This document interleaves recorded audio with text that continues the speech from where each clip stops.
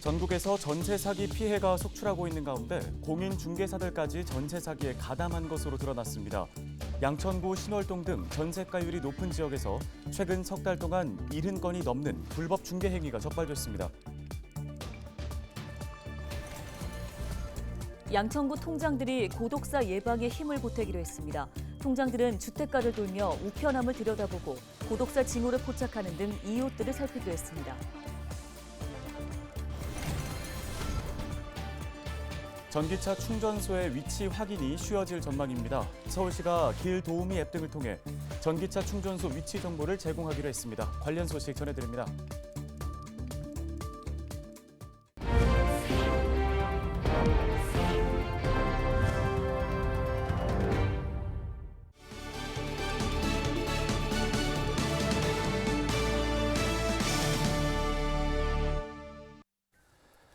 시청자 여러분 안녕하십니까? 헬로티비 뉴스입니다. 전국에서 전세 사기 피해가 속출하고 있는 가운데 전세 사기 수법도 점점 더 교묘해지고 있습니다. 네, 공인 중개사마저 전세 사기에 가담한 것으로 드러났는데요. 손성혜 기자가 취재했습니다. 부동산 중개 자격이 없는 A씨는 사회초년생을 상대로 신축 빌라의 가격을 부풀려 전세 계약을 했습니다. 해당 빌라는 전세 계약 후 임대인이 바뀌면서 세금 체납으로 압류돼 세입자는 2억 원이 넘는 보증금을 돌려받지 못하는 처지가 됐습니다. 공인 중개사까지 가담한 조직적인 전세 사기에 당한 겁니다. 주변 시세보다 높은 금액으로 전세 계약을 하게 되고요. 무자격자인 부동산 컨설팅 업체 직원 같은 경우 임차인을 모집했기 때문에 모집 수당을 받게 됩니다. 그리고 공인중개사는 계약서 대필을 통해 대필 수수료를 받게 됩니다. 서울시 민생사법경찰단은 1월부터 3월까지 전세 사기 피해 사례를 제보받아 수사한 결과 전세 사기에 가담한 공인중개사 6명과 중개보조원 4명을 공인중개사법 위반 혐의로 형사 입건했다고 밝혔습니다. 전세 사기 피해자 대부분은 취업준비생 등 20, 30대 청년층이었습니다.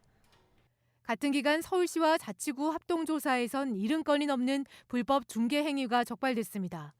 서울시는 이 중 자격증 대여 의심 등 4건을 경찰에 넘겼습니다. 전세가율이 이제 높은 지역, 80% 이상 되는 지역들을 이제 뽑아서 거기에서 영업을 하고 계시는 이제 공인중개사들을 이제 점검을 다녔던 거였거든요. 서울시는 전세 사기 의심 공인중개사에 대한 특별 점검을 이어가기로 했습니다. 악성 임대인이 소유한 주택을 2번 이상 중개한 공인중개사와 해당 물건을 집중적으로 점검할 계획입니다.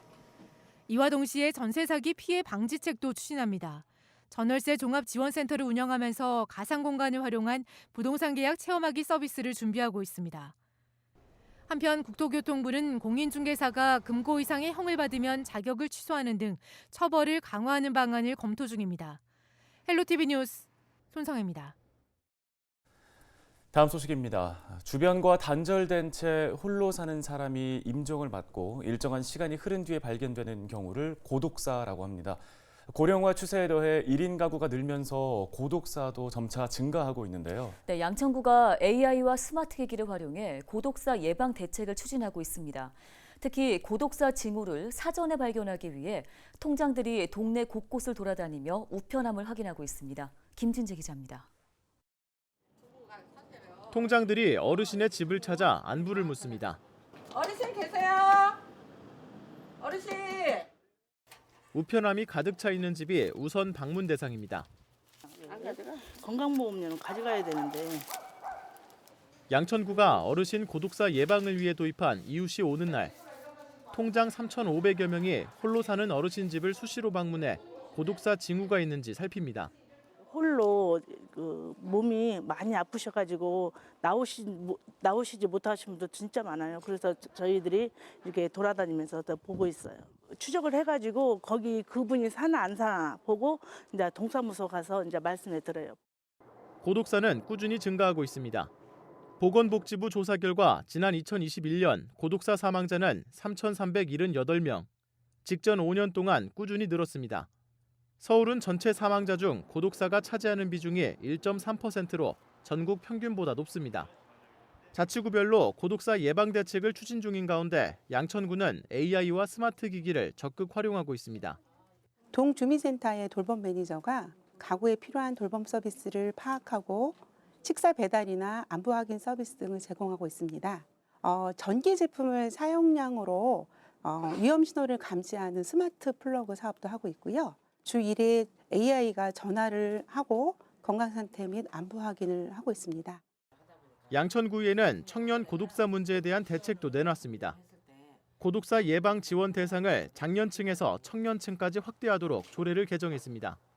20, 30대에도 알게 모르게 그 청년 고독사가 많아요. 부모나 이제 주위 분들한테 그거를 쉽게 얘기를 못 하시더라고. 그러면 결국에는 그분은 쉽게 해서 굶어 죽는 식이 돼버리는 거야.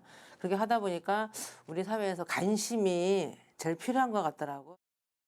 하지만 지자체 대책만으로는 고독사 예방에 한계가 있습니다. 양천구는 구민들의 적극적인 관심을 당부합니다. 주변 이웃을 잘 살펴봐 주시고 도움이 필요한 이웃이 있다면 양천구 복지상담센터 2620-3333으로 전화 주시기 바랍니다. 헬로티비 뉴스 김진재입니다. 앞으로 서울 지역 전기차 충전소는 길도우미 앱을 통해 위치 정보를 확인할 수 있게 됐습니다. 서울시는 오는 8월까지 5개 급속 충전기 200기에 주소를 부여해 길도우미 앱과 충전 플랫폼에 위치 정보를 제공한다고 밝혔는데요. 또 오는 12월까지 5개 충전기 등 1000기와 내년 6월까지 건물 내 급속 충전기 1800기에도 위치 정보를 제공할 예정입니다. 아울러 서울시는 전기차 충전소 주소의 정확성 확보를 위해 전기차 충전소의 위치 정보 표준을 마련한다는 방침입니다. 코로나19 이후 일상 회복에 따라 지난해 서울시 대중교통 이용 건수가 크게 늘어난 것으로 나타났습니다. 서울시가 발표한 대중교통 이용 현황을 보면 지난해 대중교통 이용 건수는 34억 건으로 전년에 비해 11%가량 늘었습니다. 또 하루 평균 이용 건수는 942만 건으로 전년에 비해 14%가 증가했는데요. 시간대별로는 오후 4시가 14%로 가장 큰 증가폭을 보였으며 일상 시간대인 오전 10시부터 오후 5시까지가 출퇴근 시간대보다 높은 증가폭을 나타냈습니다. 양천구가 올해 노후 방범 CCTV 카메라 530여 대를 교체하고 신규 CCTV 100대를 추가 설치합니다. 현재 양천구에서 운영 중인 방범 카메라는 3,609대인데요. 이 중 지난 2015년 이전에 설치돼 오작동, 화질 불량 등의 문제가 발생하고 있는 530여 대가 이번 교체 대상입니다. 양천구는 오는 9월까지 해당 방범 카메라를 고정 카메라 239대와 회전 카메라 292대로 교체할 예정입니다. 또 연말까지 모든 어린이 공원과 안양천변, 여성 안심 귀갓길 등 100곳에 순차적으로 방범 CCTV를 설치할 계획입니다. 은평구가 한국 매니페스토 실천본부 민선 8기 공약 실천 계획서 평가에서 최고 등급인 SA 등급을 받았습니다. 이번 평가는 전국 기초자치단체 226곳을 대상으로 1월 31일부터 3월 3일까지 진행됐습니다. 전문가와 현장 활동가로 구성된 매니페스토 평가단은 각 시군구 홈페이지에 게시된 민선 8기 공약 실천 계획서를 점검했습니다. 은평구는 선거 공약을 투명하게 공개하고 공약 이행 과정을 체계적으로 수립한 점이 높은 평가를 이끌어냈다고 설명했습니다. 전국 226개 기초자치단체 중 최우수 등급을 받은 지자체는 은평구를 포함해 5곳입니다. 양천구가 올해부터 마음그림 그로잉맘 프로젝트를 관내 복지관 4곳에서 확대 운영합니다. 마음그림 그로잉맘 프로젝트는 인지저하, 치매, 우울감 등을 겪는 등 예술활동 기회가 없던 노인들에게 추억의 사진이나 물건을 통해 인생을 되돌아보게 하고 그 감정을 드로잉 기법으로 표현하는 프로그램인데요. 올해 프로젝트 운영기관은 목동 어르신복지관, 서서울 어르신복지관 등 관내 전체 노인복지관으로 수강 대상은 50명 이상입니다. 양천구는 완성된 작품 속에 담긴 이야기와 의미를 영상 인터뷰로 기록하고 오는 10월 중 전시회를 열 계획입니다. 은평구가 지난 17일 저장 강박 의심 가구 70대 A씨의 집에 가득 쌓여있던 쓰레기를 치웠다고 밝혔습니다. A씨의 집에서는 고장난 가전제품과 헌옷 등 각종 폐기물 30톤이 나왔으며 이날 청소에는 구청 청소 차량 15대, 은평 지역 자활센터, 보건소, 경찰 등 60여 명이 동원됐습니다.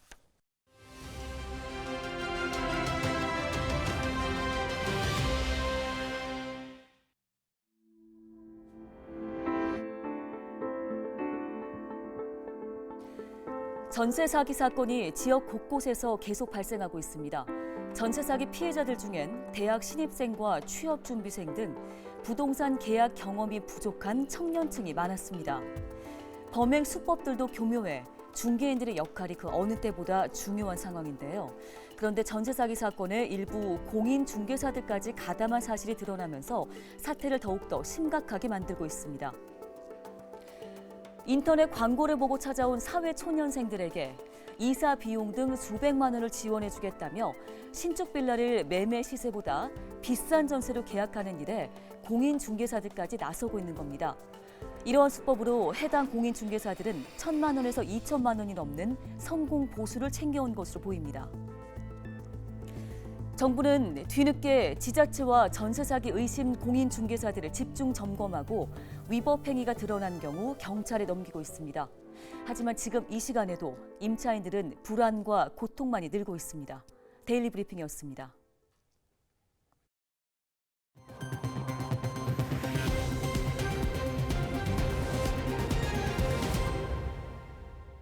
벚꽃이 피는 순서대로 대학이 문을 닫는다는 말 들어보셨는지요?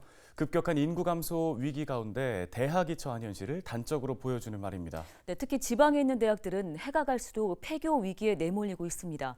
지방 국립대 총장이 생각하는 대안은 무엇일까요? 이지훈 기자가 전해드립니다. 2000년 이후 폐교된 대학교는 총 19곳. 모두 지방에 있던 대학들입니다.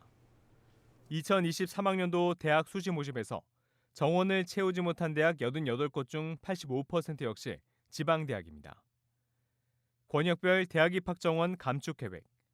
비수도권 대학이 수도권 대학에 비해 10배 가까이 많은 인원을 줄일 계획입니다. 지금 지방대학의 문제는 아주 심각한 수준이다. 예. 사실 이거는 충분히 예견된 문제입니다. 4대 요건을 갖추면 무조건 대학을 설립을 인가해주는 설립 준칙주의에 의해서 대학이 막 늘어난 우후죽순 늘어났군요. 늘어났죠. 강원대학교 김원영 총장은 대학 통합 필요성을 말합니다. 1도 1 국립대학, 강원대와 강릉 원주대는 지난 2021년 두 대학 통합 계획을 밝힌 바 있습니다. 어떤 대학의 여러 분야를 공유하고 또 어떤 분야에서는 연합 체제를 구축하고 또 어떤 분야는 통합을 하는 교과 과정을 통합을 해서 공유를 한다면 훨씬 더 자원을 효율적으로 사용할 수 있을 거다 이렇게 생각을 합니다. 김 총장은 또 대학의 자구 노력도 강조합니다.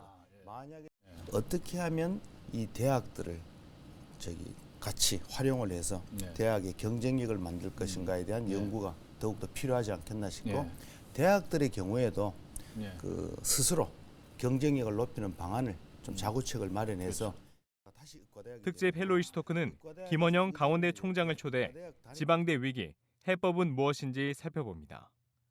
헬로티비 뉴스 이지훈입니다. 은평구가 청년 체육활동 프로그램인 은평 선수촌을 운영합니다. 은평구는 청년들의 관계 형성과 건강 증진 도모를 위해 은평 선수촌을 마련했다고 밝혔습니다.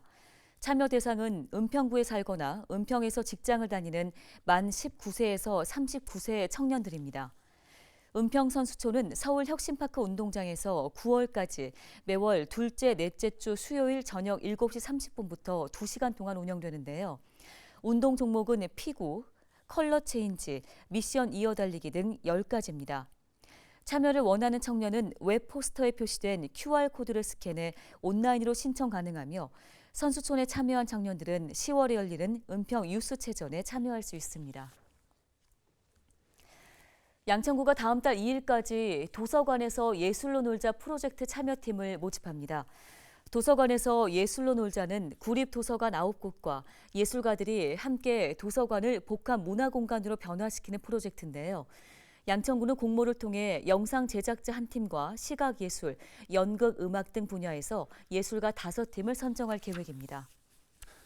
뉴스 마칩니다. 고맙습니다.